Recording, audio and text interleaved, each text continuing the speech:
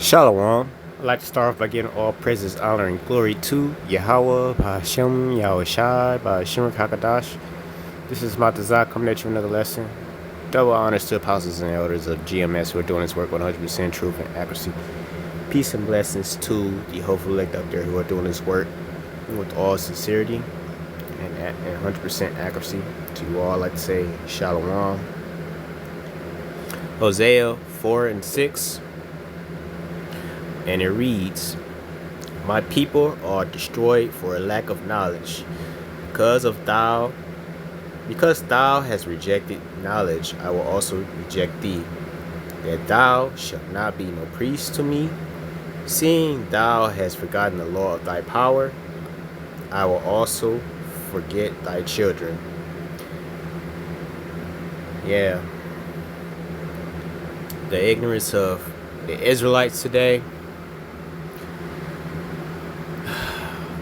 The glory of the white man being our ignorance. Our people are truly destroyed in knowledge. They know not who they are. They choose to not know who they are. They're consistently trying to prove themselves, trying to prove their identity, which is a false identity, calling themselves a color, a byword, which is not their nationality, not their identity. They're going off by many bywords. They're confusing themselves and confusing the next generation that they reproduce. Completely destroyed the mind of so-called black man and black woman, which what I said is a byword, is bound in their minds, their mentality is bound in chains, and those chains is ignorance. And who put those chains there? The white man, Esau, Edom. But ultimately, the Lord himself put those chains there, the chains of ignorance. Because our people have turned their backs on him. Our people have turned their backs on Yahweh Bahashem Yahushai. Yahweh put a curse upon Israel for many treacherous things we have done. Whether it be idolizing idols or just being adulterers or murderers, just breaking his commandments and doing so consistently, going a whoring. And the Lord don't like that, you know. So he gave us over to our enemies. And all the curses in Deuteronomy 28 fell upon us, which he told us, you know. Our people backslided, and we fell into darkness. We fell into the complete ignorance. And Esau, Edom, so-called white man, took over. It's plain and simple on that. Now there's plenty of evidence of this out there. You know, you can just look at the world today with the Israelites who know not themselves and choose not to know themselves. All they're doing is chasing money. They're chasing fame and glory, and they're looking in the wrong places. To find those things, you must seek the Lord. You must seek Yahweh Bahashem Yahushai, and all things will follow. But our people choose not to. Now I have a video. It's a quick. It's a long video, but I'm not gonna play it all. It's a good proof of what I'm saying. of our people, ignorance, and you know the I'm just gonna play it. Before I begin, I'll say fair use, fair use, fair use. Any and all content used in this material is for educational purposes only. It's not for monetary purposes. It's for educational purposes only. Thank you.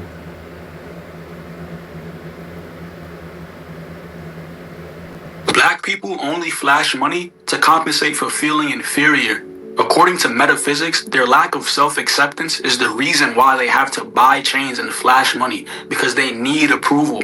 The reason why black people stay broke is because they worship money due to all their favorite artists telling them to be financially irresponsible.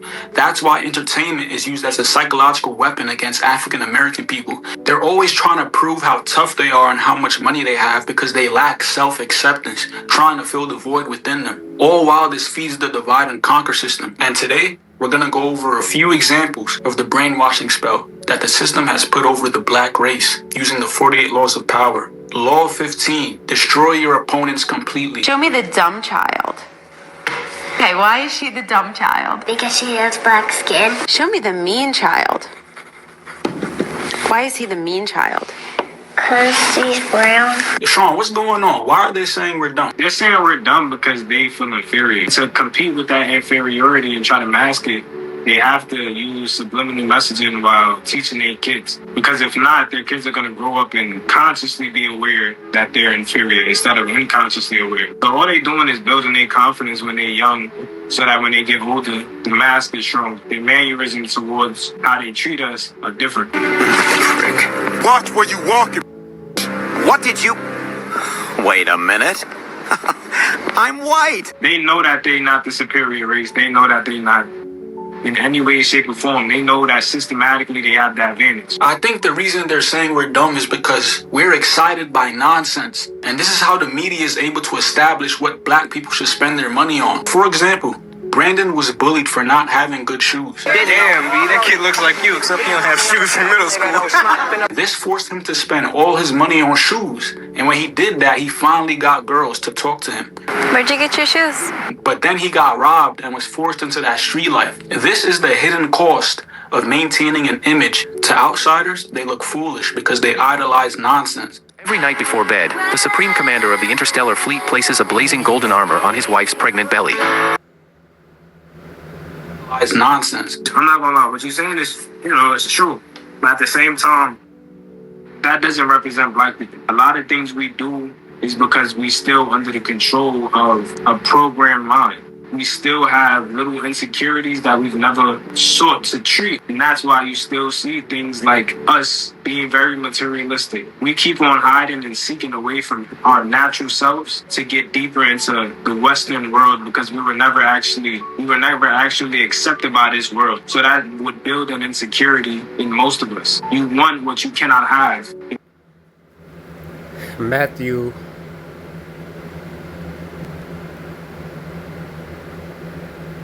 6:24, and it reads, "No man can serve two masters, for either he will hate the one and love the other, or else he will hold to the one and despise the other. Ye cannot serve Yahweh and Mammon." These Jake, as you can see, that he's not lying. These Jake are worshippers of money. And they would chase it to the ends of the earth, even to the end of their life, and still not be satisfied, because that money, it's not going to satisfy them. It's not going to satisfy the thirst for salvation. They will never be free, only seeking money, but they will be free by seeking the Lord. The Lord will set them free. But Jake. They always seeking attention. They always seeking more and more money. They don't care about nothing else. If it ain't about them, trying to get a come up, they don't want to hear it. That's a lot of Jake. That's a lot of Jake. But money was not set there for that. Money's supposed to be, there to assist you, to be a defense. It's not something you're supposed to obsess over. It's definitely not something you're supposed to obsess over. You're not supposed to be worshiping or nothing. Ecclesiastes 7 and 12, and it reads, "For wisdom is a defense, and money is a defense, but the excellency of knowledge is the wisdom giveth life to them that have it." We're supposed to seek this wisdom, knowledge, and understanding. That's the true treasure. That's the true money. You got this understanding. You got the brains and the wisdom. You can pretty much prosper in just about anything. But money, it can only take you so far. It can get you things, but it can only take you so far. And in this kingdom, it may be a power, but it's still just materialistic stuff. But you know the Lord, and the Lord is behind you. Money is just a small matter. You can get that at any time of the day if the Lord allow it, you know. But you can't buy the Lord's heart. You can't buy His attention. You can't buy the Lord's grace. And if that's your number one mindset, then the Lord is not dealing with you. Continuing on.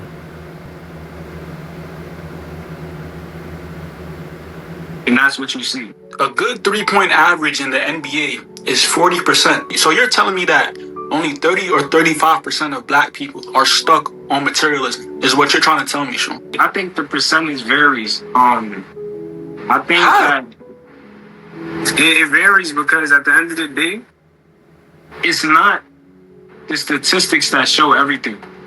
What lies more is the influence of that 30%.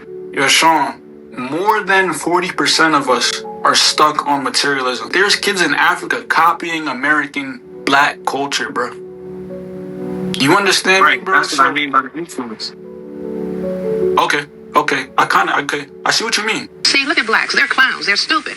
They're buffoons. Look at this. This is trash. Let's look at daytime television. Look at it for me with the eyes of a psychiatrist. All right, the daytime talk shows. Yes. We can train the population to say, look, they're animals. They're not human. And so the sooner we get rid of them, the better. I think that many talk shows are using and trashing black people in this manner, in addition to some of the shows that come on in the evening. I can think of one of the shows that just trashes the image. Like, what is Jake doing? Like the more you watch this, the more you just be disgusted, and you just be like, man, what the hell is going on here, bro? Like, this confusion.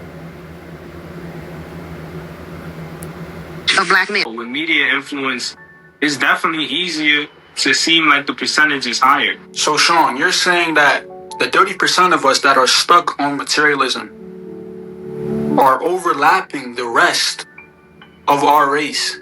That makes it seem like the percentage is higher. Exactly. But the whole theme of what I'm saying is that when we was all young ones, we had dreams, we had visions, we had a higher goal for what we wanted in life. But eventually, it became overshadowed. And that is what the 30% represents. It represents that people sometimes, for the majority of people don't want the materialism. They don't want to live in a lifestyle that seems most popular. But it's easier to hide behind the masses than it is to claim individuality. It's easier to hide behind the dress than to wear the suit that you want. Let's look at another example of the 30% using Law 15. Take a look at how black people care about validation so much. You was ready to cry like a bitch. You think I ain't see that, though? Yo, I know you're not gonna let talk to you like that, man. What's going on, man? Nah, bitch, ain't no to me. That's what I'm talking about. What?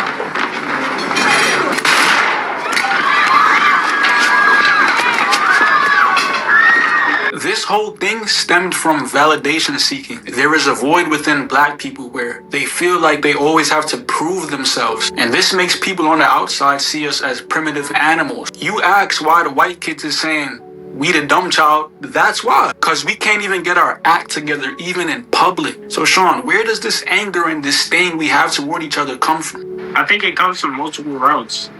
I think one of the most prominent ones being media and environment. The white man was active. You know, they called him the man. Yeah, the man put you in this circumstance. Yeah, the man did this. But he's a figment of my imagination as we speak. The environment plays a major factor because when you grow up, guess what? You see the black man as the enemy. When you beefing with another gang, you're not beefing with the white man.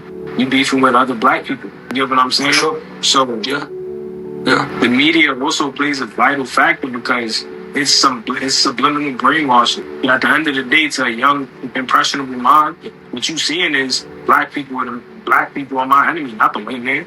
That's true. Subconsciously, now you believe the black man is my enemy more than the real enemy. The cowardly black man has not yet decided to really deal with his true enemy.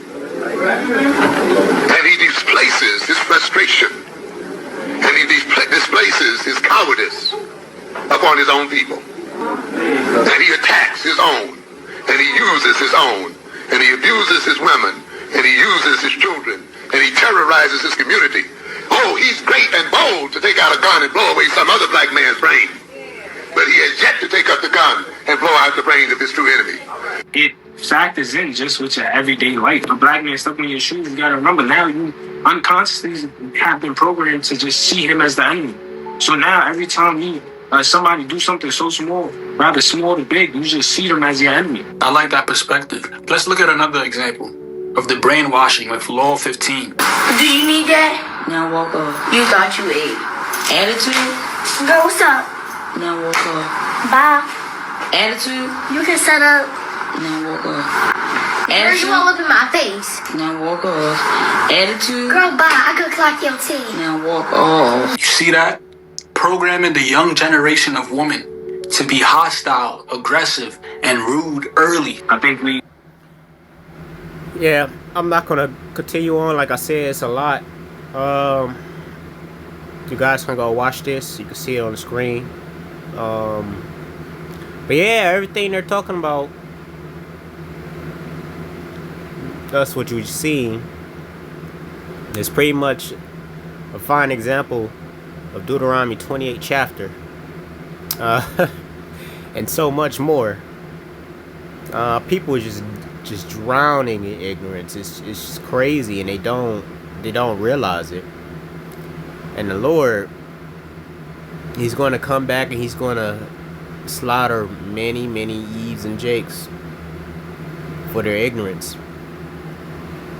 I'm gonna show an example in Deuteronomy 28, but I'm gonna close out afterwards. Because that Boondocks, they were showing the Boondocks itself was just that animated series showed the ignorance of Israel, man. It's just, bro, Boondocks is just a manifestation of ignorance. Even though the shit's hilarious, it's just, man. But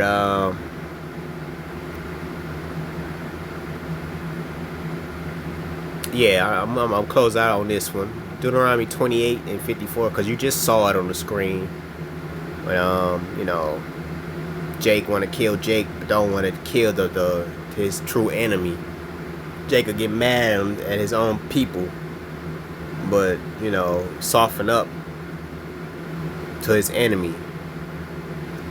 Deuteronomy 28:54, and it reads, "So that the man that is tender among you and very delicate, his eye shall be evil towards his brother, and towards the wife of his bosom, and towards the remnant of his children, which he shall leave." We was all, we weren't like this all the time. Our people, we were connected at one point in time, but the Lord, He put these curses on us. These curses was promised if we turned our back on Him. But yeah, And that one is just talking about, you know, everyday life. Another black man step on your shoe. You're gonna be seeing eye to eye. You're gonna be trying to fight and kill each other. The woman being his enemy and stuff, and you know he began to hate his wife, and he ended up leaving the household, and now his kid is just pinned to his wife, and while he out in the streets and away from them, and then that child grows up into a little monster because that child don't know his father. That's the 54th verse right there. You know, Jake being mad at another Jake, leaving the household for them to defend themselves. It's Deuteronomy chapter 28 just speaks of all the curses and so much more, you know. And our people fell prey to it because we turned our back on the Lord, and the Lord made it so. But yeah, go check out the video. It's, you know, it's shameful, but it's a reality for us. And until the Lord come back, we're gonna remain in this state all the way down to the last days. So with that, I like to say, call Halayim Love, Yahweh Bashim Yoshai Bashim Hakadash. Peace and blessings to the whole select out there. To you all, I like to say, Shalom.